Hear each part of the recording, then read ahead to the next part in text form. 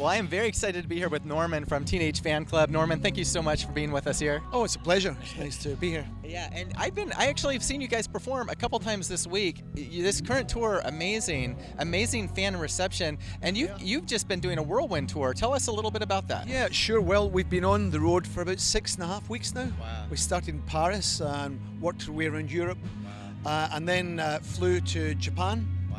Had a few days there, and from there we flew to Australia. Wow. And we flew from Australia, from Melbourne to Los Angeles direct, Wow. 14 and a half hours. A little jet lag, maybe. Yeah, it was pretty heavy duty, but and then so we've been doing some shows up the West Coast, Okay. and we've got a little more to run. We finish in Brooklyn a week tomorrow. So yeah. So yeah, but it's been great. We've had a good time. Very good, very good. And Norman, I've always wanted to ask you guys about your early years, particularly sort of the Scottish music scene. A lot of people are familiar with the C86 NME tape, that whole sound. But I wanted to know a little bit about you in the Scottish music scene in the early years. What was it like? I'm a big fan of like Orange Juice, Aztec Camera, a lot of those bands. So. Yeah. Well, the Orange Juice were on a label called Postcard Records, Yeah. and that was really the start of what is now a burgeoning and successful music Yeah. scene in Glasgow. Yeah. But they were the first independent label really in Glasgow, Yeah. and I think they were the first group of musicians that didn't go to London. Okay. Before that, people the music business was in London. That's a good point. And they were the first people to sort of say, okay, no, we're going to do it from Glasgow, and then we'll do shows in London, but we're going to, yeah. So from there, from the Postcard Records, very quickly after that, the Pastels followed, Pastels, That's right. Jesus and Mary Chain. Oh, yes. Yeah. Ourselves, Yeah. Mogwai, Bell and Sebastian. So it's, Yeah.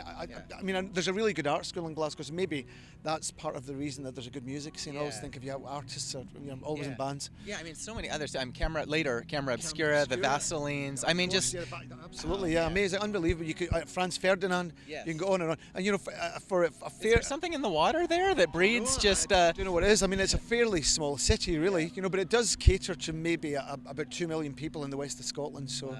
and most people from that area will congregate in Glasgow, and there's a good club scene there. Yeah. Lots of good bars. Yeah. Good record stores. So Yeah. it's a good city. Yeah. Wonderful. Yeah. Well, Norman, in terms of your most early influences, I like to ask artists about what really influenced them when they were coming up. More specifically, if you can recall, like the very first album or record that you purchased. Sure. Well, do you know, I'm really not sure what the first record I purchased was. Yeah. I know what the very first gig that I went to was, Okay. and it was the Kinks.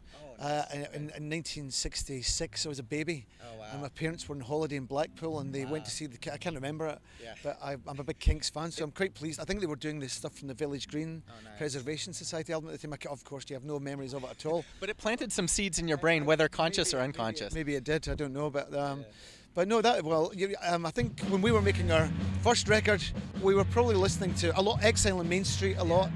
And Sonic Youth, we liked Sonic Youth, and a lot of American music from that period. And then, of course, we're very wide and eclectic tastes in music, as do most people, I suppose. Yeah, definitely. Well, Norman, another thing about you guys that I always admired is your collaborative spirit. And so many artists, of course, Kurt Cobain, early mentioning you as one of the greatest bands around. That's no small feat. And you've collaborated with so many artists through the years. Frank Black, Peel Sessions. What are some of the highlights of your collaborative history? Well, I suppose we toured with Nirvana on the Nevermind tour, and that was amazing to witness that phenomenon. And they were great guys. We hung out with them a lot then. Yeah. But it was just, they'd come from nothing, and overnight they became this big deal. Yeah. And we did the European tour with them. And then Frank Black, we did some early shows with Pixies. Yeah. And when Charles was doing a John Peel session, Yes, he invited us down to back him, and that was a lot of fun. That was cool. We toured with Radiohead on the OK Computer tour in the US. Wow. Amazing. You've seen some amazing things through the years. Yeah, we've been really lucky, and of course we got to play shows and record with Alex Chilton, Yes. Oh, wow. who had been we were all fans of his And music. you're obviously very influenced by Big Star, Yeah, we liked and a lot of his solo. After post Big Star music, we liked his music a lot, and we seemed to hit it off with him. Yeah. And we ended up doing a lot of shows with him, so that was great.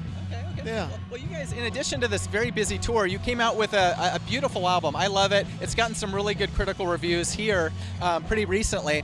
And I wanted to ask you about upcoming projects. It's probably too soon to ask about, wait till the dust settles after this tour, but anything for fans out there that might Any little teasers or projects coming up down the pike? Well, possibly, yeah. I live about an hour west of Toronto, and since I moved there about 7 years ago, and I've now hooked up with a guy called Joe Pernice. Yes, who's the Pernice brothers and all that. So Joe lives in Toronto. Yeah. So we made a record together under the name The New Mendicants. Okay. And I think we're planning to do some more shows and some stuff next year.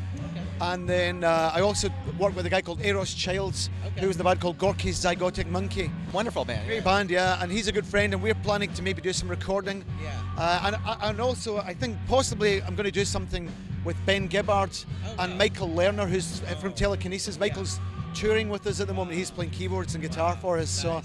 I think we may do something next year as well. So hopefully going to be busy. Good stuff. Well, Norman, thank you so much for your time. It was a pleasure, and I wish you all the best, man. Well, thank you, and thanks for asking me to come and have a chat. Of course. Well, I kind of stalked you, but that's okay. you didn't. Persistence. You didn't at all. All right. Thanks for your time, man. Thank Good you, bud. stuff.